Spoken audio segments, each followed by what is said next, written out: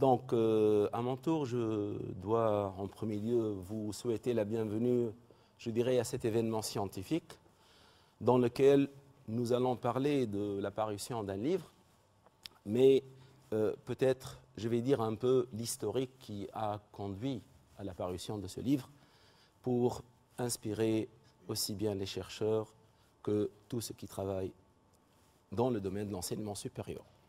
Donc, c'est la page de garde du livre.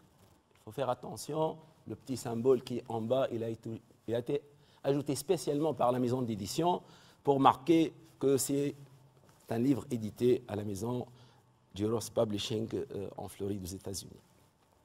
Donc, je vais partir en premier lieu de l'idée de départ. Donc, au début des années 80, bien sûr, c'est ma vision, perception des choses. Lorsqu'on parlait de fondation de bâtiments au centre de Tunis, disons, on essaie de faire des fondations peut-être superficielles, mais plusieurs cas d'études ont montré que c'est une alternative à risque et à forte raison. Dans la région du centre de Tunis, beaucoup de bâtiments ont souffert jusqu'à, disons, être délaissés. Le fameux bâtiment de la rue Saad Zerloul, on en parle toujours. Donc, nos ingénieurs géotechniciens, je ne vais pas dire qu'ils préfèrent, mais ils n'avaient que la solution Pieux-Forêt-Bout, qui est une solution sûre, mais malheureusement, le prix, il est cher. Mais à la force des choses, par la force des choses, peut-être on s'y habitue. C'est-à-dire, on voyait que cette solution est pratiquement la solution unique si on veut construire au centre de Tunis.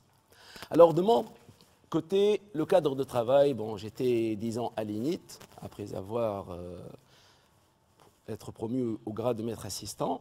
J'étais, disons, je me préparais à attaquer la thèse d'État. Donc, je travaillais sur les aspects numériques du comportement des sols granulaires. Mais en parallèle, vers 1985, lorsque la TMS fut créée, vers la fin de 1987, il y avait un séminaire ou un colloque franco-tunisien, le premier d'ailleurs.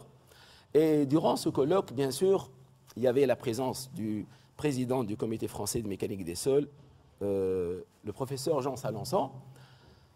Bien sûr, Jean Salançon était un professeur très connu grâce à Si Ahmed Selin, une des personnes les plus éminentes avec lesquelles on a appris beaucoup de choses, notamment le calcul de la rupture. Je lui ai dit tout simplement, est-ce que vous avez une idée sur quoi peut-on travailler si on veut faire une thèse d'État? Il m'a dit, Mounir, écoute, le renforcement des sols, c'est quelque chose à la mode. Pourquoi vous n'essayez pas le renforcement par colonne? Enfin, pourquoi ne voyez pas le renforcement des sols? Ce n'est pas le renforcement par colonne. Donc, tout en disant que le travail de recherche visait une thèse d'État, donc il faut chercher l'originalité. Donc, très logiquement, j'ai pratiquement accordé l'année 1988 à étudier 4 techniques, la terre armée, les géotextiles, le clouage et les colonnes ballastées. Et finalement, je me suis dit, c'est peut-être les colonnes ballastées qui pourraient peut-être un jour, dans certains projets, substituer les fameux pieux.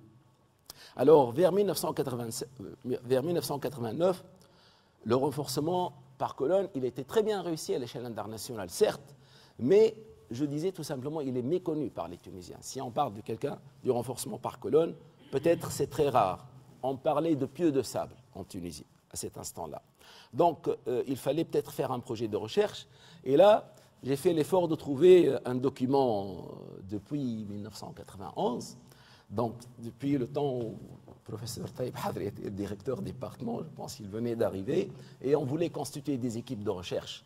Donc, comme vous voyez, il y avait 2 aspects, les thèmes de recherche qui m'ont inspiré, l'étude de la vase de Tunis et le renforcement des sols.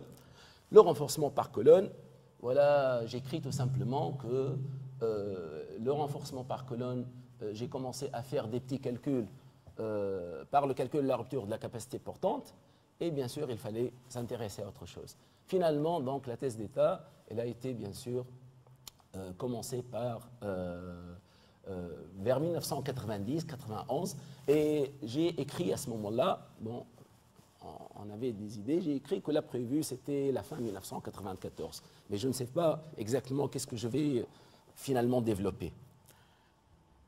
Donc, j'étais correspondant